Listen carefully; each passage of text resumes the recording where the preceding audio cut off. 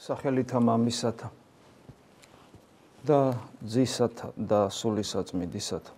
ადამიანი, რომელიც შექმნილია ბედნიერებისათვის, ის ყველგან და ყველაფერში ცდილობს ეძებოს კომფორტი, ფუფუნება, კეთილდღეობა, ბედნიერება, მოკლედ, ასე რომ ვთქვათ, თუმცა ჩვენ ამ სამყაროში ბოლომდე მორწმუნეებსაც კი ბოლომდე ვერ გვაქვს გაცნობიერებული თუ რას ნიშნავს ბედნიერება.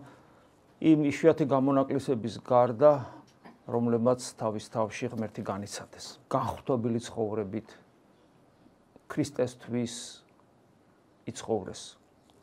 თავისთავი მთლიანად განუკუთვნეს უფალს. ასეთ ადამიანებს წინა გემოსხილვა აქვთ მარადიული ბედნიერებისა, ანუ სასუფევლისა.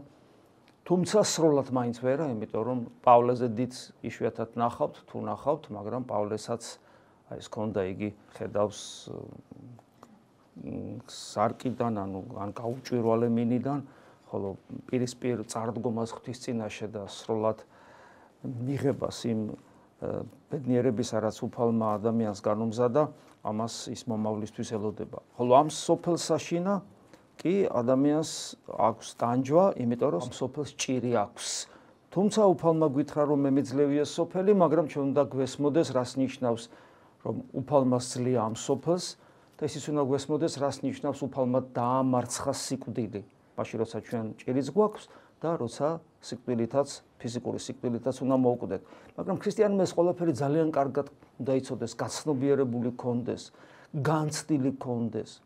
მისით აი ამ ყველაფერით უნდა ცხოვრობდეს, არსებობდეს და სუნთქავდეს თუ ის ქრისტიანია. ქრისტიანს კითხვები აღარ აქვს.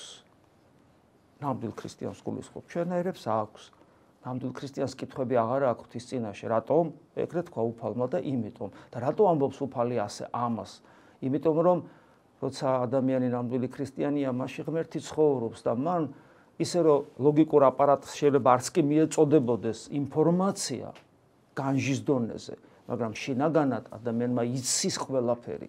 არის ის ლოგიკურად შეიძლება, მაგრამ შინაგანად იცის ყველაფერი, მას კითხვები აღარ აქვს, იმიტომ რომ მის ცხოვრებაში მთავარი უკვე მომხდარია. რა არის ეს მთავარი? მზე ამოვიდა მის სულში. დანარჩენი როგორც იქნება, როგორც უფალო შენ გინდა, როგორც გამოვა, შენ უკეთ იცი. მიუტევე უფალსა ზრუნვა შენი და მან გამოგზარდო შენ და უთმე უფალსა და უფალმა უწყის.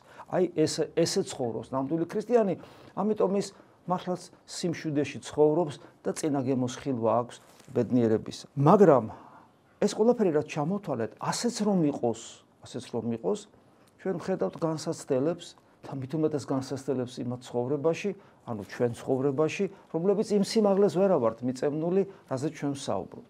განსაცდელები ყოველთვის არის. გვიკვირს განსაცდელები. რატო გვიკვირს?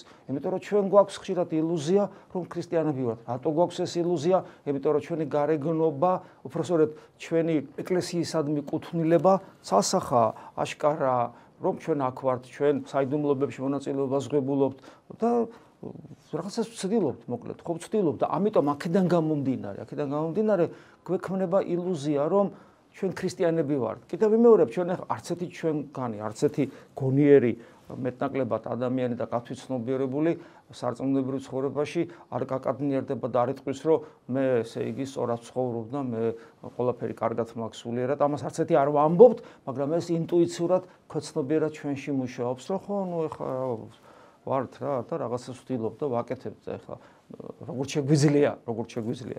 მაგრამ მეორე მხრივ ჩვენ ამავე დროს სულ უნდა გვახსოვდეს, რომ გარეგანი კუთვნილება ეკლესიისადმი ბევრს არაფერს ნიშნავს. აი, ამასინაც ჰქონდა საუბარი ერთ ადამიანთან, რომელსაც ძალიან გამძაფრებული ჰქონდა იესოს ლოცვის საკრალურობა. და ახაც იესოს ლოცვა საკრალურია, მაგრამ არა უფრო მეტად ვიდრე სახარება. რა თქმა უნდა, პრაქტიკული დანიშნულება უდიდესი აქვს იესოს ლოცვას, მაგრამ ეს ხო იგივე სახარებაა, ხუთ სიტყვაში შეკუმშული. და მას ეგონა, რომ თუ ადამიანი იესოს ლოცვას აღმოსთქვავს, ის ესე გარანტირებულად ქრისტიანია და ვეუბნები, ასე არ არის, იმიტომ რომ სახარებაა ეს და სახარებას კითხულობენ ადამიანები და სახარების კითხვის და წყინვალეთ იციან ზოგ შემთხვევაში, მათ შორის მეცნიერება, სხვადასხვა სექტის წარმომადგენლებმა, წყინვალეთ იციან სახარება, მართლმადიდებლებს რო შეგვარცხვენენ ისე, მაგრამ ზოგს არც ღმერთი წამს, ზოგს ქრისტეს ღმერთობის არჯერა, ზოგს ეკლესიის არჯერა და ეს ყველაფერი რა გამოვიგონეთ ჩვენ, ყველაფერი სახარებაშია. ეკლესიისადმი რწმენის ვალდებულება, ყოვლადწმინდა სამება ღმერთი, იესო ქრისტე რო ღმერთი ადამიანად მოსული, ეს ყველაფერი სახარებიდან ვიცით, საიდან ვიცით? მაგრამ აი ადამიანები კითხულობენ და ამას ვერ იგებენ, ხო? ამიტომ როგორც სახარების კითხვა არ არის გარეგანი კუთვნილება, ესე რომ მე სახარებას ვკითხულობ, მე სახარება ვიცი. ასევე მე იესოს ლოცვას ვამბობ. აი მე ვეზიარები, აი მე ეს მარხულობ, აი მე საათობით წირვებზე ვდგევარ. არაფერი გარეგანი და კიდევ უფრო მეტი ღვაწლით შეიძლება აი ზოგი თქვა არ ჭამს საჭმელს წესიერად, ზოგს არ ძინავს და ასე შემდეგ. ანუ ყველაფერი ეს კარგია თუ ეს ერთ სისტემაში და ერთ კომპლექსშია, მაგრამ ცალ-ცალკე აღებული თავისთავად იმ ერთი სულის გარეშე რაც ქრისტე მოიტანა, არაფერს არ ნიშნავს და ხშირ შემთხვევაში ჩვენთვის იქცევა ხიბლის წყაროდ. როგორ გაანკორნოს ადამიანი უფალმა ამ დროს და რჩება ერთადერთი ინსტრუმენტი. ეს არის განსაცდელი, რომელიც შენს სტერეოტიპს ანგრევს, შენი სწორად ცხოვრების სტერეოტიპს ანგრევს. გესმით? და უფალმა იცის როგორ გააკეთოს ეს, ისე რომ შენი გული ამას მიხვდეს. თუმცა თეორიულად შეიძლება ისიც რომ ადამიანს განსაცდელი კონდეს და მაინც ვერ მიხვდეს, თუ ადამიანი ძალიან უგუნურობას გამოიჩენს, მაგრამ როგორც წესი განსაცდელები ჩვენ ამაში გვეხმარება და გონიერი ქრისტიანი მე ყოველთვის მადლობს ღმერთს იმ განსაცდელისათვის, რომელიც მას ჰქონდა და რომელიც მას მიეცა. ერთ-ერთი მიზეზი რის გამოც ჩვენ ვერ ვკითხულობთ ჩვენს წინ გადაშლილ წინგს, რომელიც ღმერთმა გადაგვიშალა ჩვენი პირადი ცხოვრების სახით. ჩვენ პირადი ცხოვრება ხო გვაქვს ყველას. თითოეული ადამიანის ცხოვრება საღვთო ისტორიაა. თითოეული ადამიანის ცხოვრება ეს არის ღმერთის ადამიანზე მზრუნველობა და ადამიანის ღმერთის პოვნის შესაძლებლობა. ეს არის თითოეული ადამიანის ცხოვრება. მხოლოდ ამისთვის იბადება ადამიანი და სხვა არაფრისთვის. ეს არის.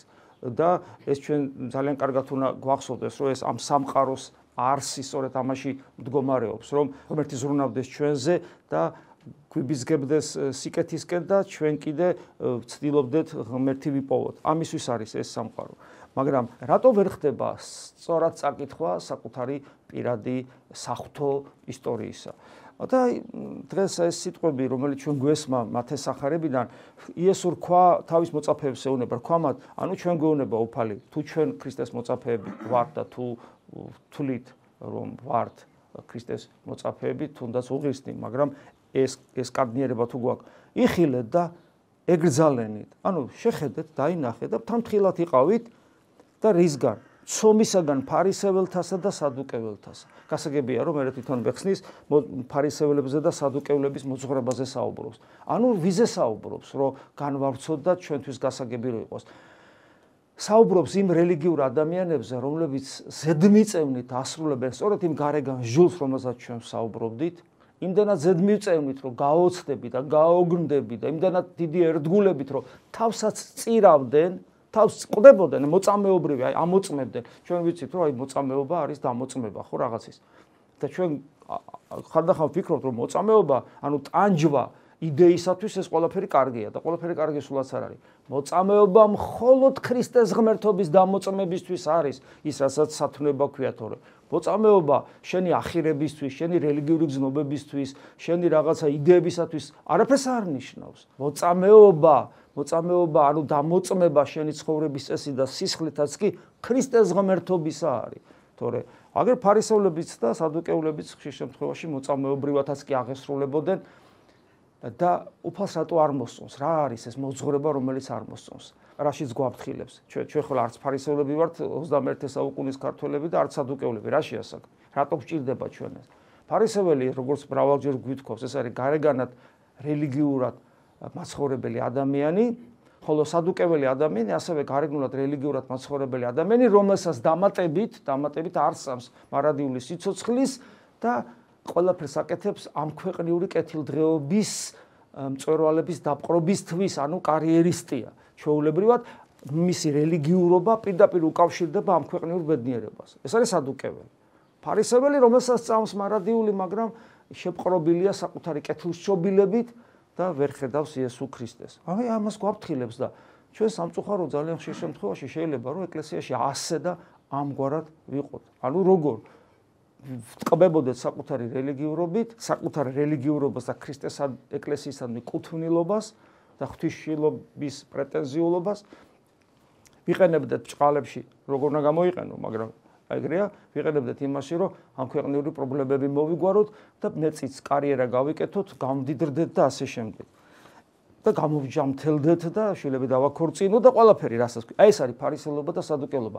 ასეთი ადამიანი, ასე ამგვარად მოფიქრალი ადამიანი ვერ ხედავს ქრისტეს ეკლესიაში, ასეთი ადამიანისათვის გამოზომილად აი როგორც ქირურგის სკალპელი ისე მოდის მის ცხოვრებაში განსასწრებით. და რადგან ჩვენ ყველანი ასეთები ვართ, ჩვენ ყველანი ფარისეულები და სადუკევლები ვართ, რა საზომი და რა პროცენტით ეს მხოლოდ ღმერთმა იცის, ჩვენ ამას ვერ მიხვდებით, ამიტომ უნდა მივიღოთ ღირსეულად ის განსასწრები, რომელიც ჩვენ ცხოვრებაში არის და არ მოვუტყულდეთ საკუთარი გარეგანი რელიგიურობით.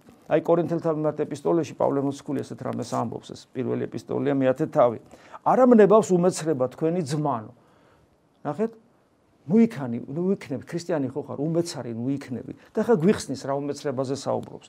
და გახსოვთ ახლა ჩვენ მე დავითრემას აღმოიკითხა, რამე თუ მამანი ჩვენი ყოველნი ღრუბელსა ქვეშე იყვნეს და ყოველნი ზღვასა განხდეს და ყოველთა მოსეს მიერ ნათელიღეს ღრუბლითა მით და ზღვითა.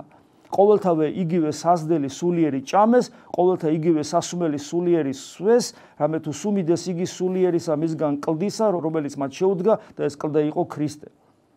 ანუ ჩამოთვლის ძველი აღთქმის ისტორიიდან მაგალითებს, რომლებიც იყვნენ წინასახე ახალი აღთქმის ეკლესიაში შესვლისა და ეკლესიაში მყოფობისა. ეს ღრუბლის ქვეშ სიარული, ეს ზღვაში გასვლა და მიანიშნებს კიდევაც, რომ ეს სიმბოლოებია საიდუმლოებისა, მოსეს მიერ ნათელიღეს ზღვაში გასვლით, ღრუბლით, ხო, აი რაღაც ესეთი საზდელი სულიერი მანანას რო ჭამდნენ, რომელიც ზიარების თქვათ იგივე სიმბოლოდ შეიძლება აღვიქვას და ასე შემდეგ და სასუმელი სულიერი კლდისგან, რომელი კლდეც არის სიმბოლო ქრისტესი, ანუ მადლის მიღება, ანუ ყველაფერი გარეგანი, რასაც ეკლესიაში ჩვენ ვიღებთ, ეს ყველაფერი ქონდათ იუდეველებს. ვიზუალიზაცია ხდებოდა ძალიან ძლიერად ღმერთის გამოვლენისა. ჩვენ ყველაფერს ამას უფრო შინაგანად განვიცდით და იუდეველები ამას ფიზიკურად ხედავდნენ ამ განსაცვიფრებელ ღმერთის მოქმედებას მათში, მაგრამ მე აგზელებს. არა მრავალნი მათგანი სათნო იყვნა ღმერთმან, რამე თუ დაეცნეს იგინი უდაბნოსა ზედა. მათი ძვლები უდაბნოში დასვივდა, ვერ შევიდნენ აღთქმულ მიწაში. ანუ ერთის მხრივ ისინი მიეკუთვნებოდნენ იმ საღვთო ერთობას, რომელსაც ეკლესია ქვია, განვაზოგადებთ, მაგრამ მეორეს მხრივ ფაქტია, ვერცეთი ვერ შევიდა აღთქმულ მიწაზე. აღთქმული მიწა კიდე თავის მხრივ არის სიმბოლო სასუფეველის. რა თქმა უნდა ეს რას ნიშნავს? გაფრთხილებაა ჩვენთვის. ნახე, არ ამნებავს უმეცრება ძმანო თქვენ. ფრთხილად იყავით. ის რომ გარეგნულად ეკლესიას ეკუთვნით არაფერს ნიშნავს. აი ვერ შევიდნენ აღთქმულ მიწაზე. შეიძლება ვერ შეხვიდეს სასუფეველში, ვერ ცხონდნენ. ესენი სახეთ ჩვენ დაიქმნა, ჩვენ სამაგალითოდ იქმნა. რატო იქნა ჩვენ სამაგალითოდ? რათა არა ვიყვნეთ ჩვენ გულისა მთქმელ ბოროტისა, ვითარცა იგი და ხა ჩამოთვლის მიზეზებს, ეხა ეს მე ამას არ გავშიფრავ ძალიან, იმიტომ რომ ძველი აღთქმის ისტორია და შორს წაგვიყვანს, მაგრამ ვინც კითხულობს წმინდა წერილს და ბიბლიას, ის გაიხსენებს რაზეა საუბარი და თუ ვინმეს არ გაგახსენდებათ, დაიწყეთ ძველი აღთქმის კითხვა, ისევე როგორც უნდა კითხულობდეთ ახალ აღთქმას ყოველთვის. და ჩამოთვლის მიზეზებს რა მოხდა? რატო და რა იყო მიზეზი? პირველი, ისინი იყვნენ გულის მთქმთა, ჩვენ არ უნდა ვიყოთ ისე, გულის მთქმელ ბოროტისა, ვითარცა იგი მათ გული უთქმოდა. გახსოვთ ხო, ბოროტი გულის თქმები ქონდა. სად წამოგვიყვანა რა უნდა, აქ უნდა დაგხოცოს, ხორცით სავსე ქვაბებს ვუჯექით. ანუ ღმერთი მათთან არის ხელშესახებად. გესმით, წყალი რო გაიპობა და რო გაივლი და შენი მტერი რო შემოვა იმ ზღვაში და რო დაინთქმება. და მარტო ესა რეები უბრალოდ გონება მიუწვდომელი ფანტასტიკის დონეზე რაღაცები ხდება ამ უბრალო ხალხის ცხოვრებაში აბსოლუტურად დაუმსახურებლად. ერთადერთი იცით რატო ხდება? აბრაამის შთამომავლები რო არიან და აბრაამის აღთქმა უნდა რეალიზდეს, ღვთის აღთქმა უნდა რეალიზდეს. აი მხოლოდ ამიტომ ხდება. აი შენი მამა რო ძალიან მაგარი ვიღაცა კეთილშობილია და მამა შენის გამო რო უყვარხარ ყველა, შენ რო არაფერს არ წარმოადგენ. რაღაც აი ეგეთი რაღაცა არის და ვერ შეიშნობეს, ვერ დაინახეს, ხო? და გულის თქმები ქონათ ბოროტი. ჩვენ ძალიან ხშირ შემთხვევაში ეს გვაქვს გულის თქმები ბოროტი უფლის მიმართ, როცა მას არ ვენდობით, როცა ვწუწუნებთ, როცა წვინვაში ვართ, როცა გაღიზიანებული ვართ და აი ზოგჯერ იქამდე მიდის ადამიანი, რომ ლოცვას წყვეტს, წმინდა წერილის კითხვას ტოვებს, ეკლესიისგან სამრელოდან მიდის, მხოლოდ იმიტომ, რომ მისი ცხოვრება არ განვითარდა ისე, როგორც მას უნდოდა, როგორც მან დაგეგმა.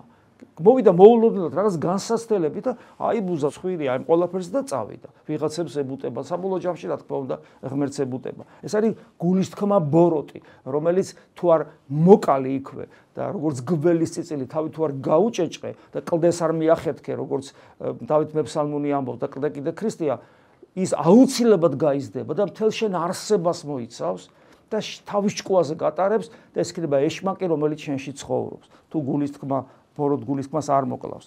ნურც კერპსახური იქნებით და ახლა ჩვენი ტვინი გაასწრებს რა ხარ ჩვენ რა კერპსახურები ვართ. სად ჩვენ ხო 21 საუკუნის მართლმადიდებელი ქრისტიანები ვართ. აგზელებს.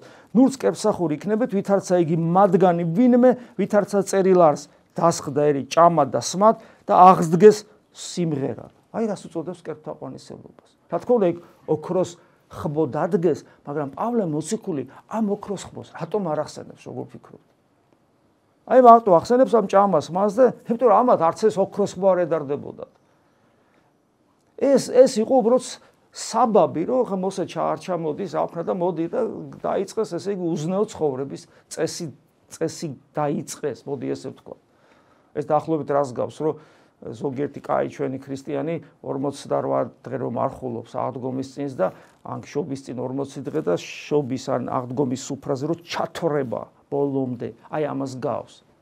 ან კიდე ჩვენ გვემართება ესე ხო რაღაც გარკვეული პერიოდი ვცდილობთ სულიერად ვიცხოვროთ, ან გახსნილდება რაღაცა და მერე ისევ ჩავეშვებით, ისევ იგივე ცოდვებში გადავგორდებით, როგორც ხო არ მინდა ვთქვა, თუმცა პეტრე მოციქული ამბობს იმ ცხოველის შესახებ და კვლავ დაუბრუნდებით იმ ჩვევას, მერე ისევ და მერე გავიდა 10 წელი, 15, 20, 30, 40 ეკლესიაშია და ადამიანი სადაც იყო იქ არ არის, უკან არის.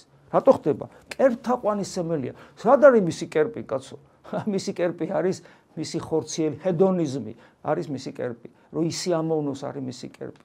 აი ეს არის. ამიტომაც სპეციალურად პავლე მოციქული არ წერს, ოქროს ხბოს არ ახსენებს. ჰედონიზმს ახსენებს, ხორციელ სიამოვნებას ახსენებს და გეუბნება, რომ კერპსახური ხარ თუ შენ ასე ცხოვრობ. ნუ ვისიძვავთ, ვითარცა იგი ვიეთმე მათგანთა ისიძვეს და დაეცნეს ერთ საშინა დღესა 23,000. ესეც ძველი აღთქმის ისტორია, როცა სიძვის სოდვაში ჩაედენ და უამრავი ისრაელტელი დაიხოცა. სიძვა არის ის, რომელითაც ყველაზე მეტი ადამიანი მიდის ჯოჯოხეთში, ეს ერთი და მეორე. მე მინდა გითხრათ, რომ სიძვა ისე მართავს ადამიანებს, ადამიანები აზზე ვერ მოდიან. ეს არის ცოდვა, რომელიც ისე ბუნებრივია ერთის მხრივ ჩვენთვის, ხო, ხორციელი სიყვარულის უნარი, მაგრამ ისე შხამიანად იდგავს ფესვებს და ისე მართავს სიმსივნის უჯრედივით არის, მას ჩვენი იმუნიტეტი არ ებრძვის, თუ შენში სიფხიზლესა და ვიზარების სათნოება არ არის და ისე გვმართავს, რომ ვერც კი ვაცნობიერებთ ჩვენ. თხილად იყავით. ეს არის ძალიან საშინელი და მზაკვარი, ერთ-ერთი ყველაზე ვერაგი ცოდვა, სიძვის ცოდვა.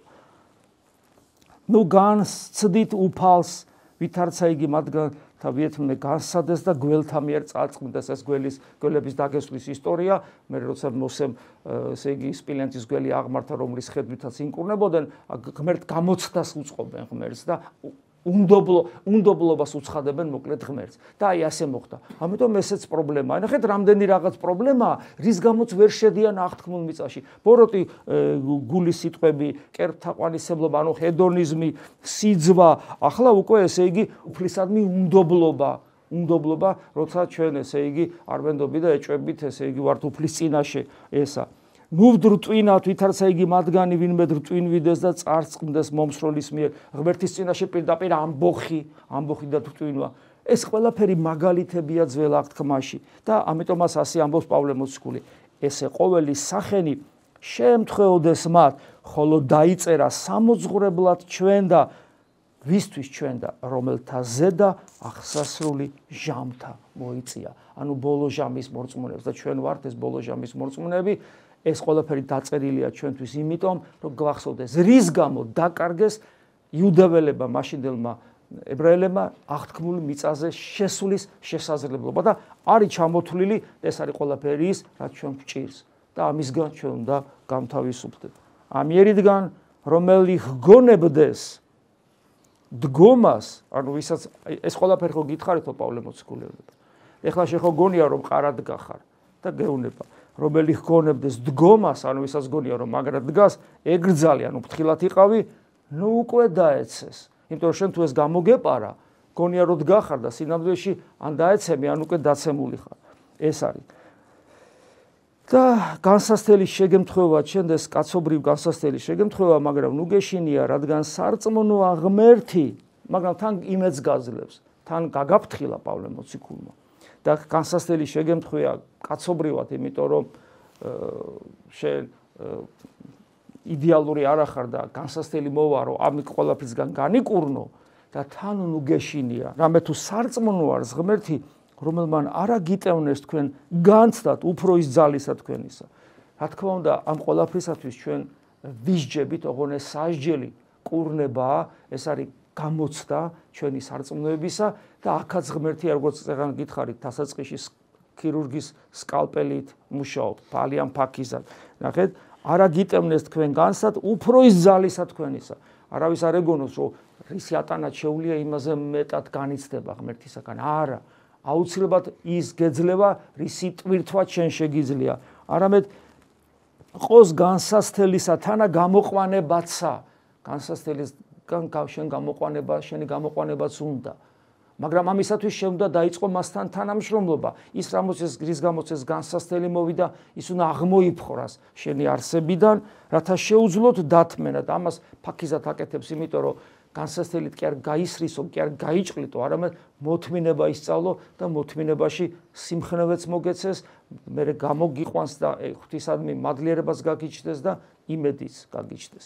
აი ეს არის ის, რასაც დღეს ჩვენ ეკლესია გვახსენებს, თუ როგორ უნდა ვიცხოვროთ, რა საშიშროება შეიძლება გვემუქრებოდეს და ამავე დროს ღმერთის იმედი როგორ უნდა გქონდეს, იმიტომ რომ ის არასოდეს არ დაგვტოვებს, ჩვენ თუ ჩვენინებით მას ზურგი არ შევაქციეთ. შეგვეწიოს უფალი.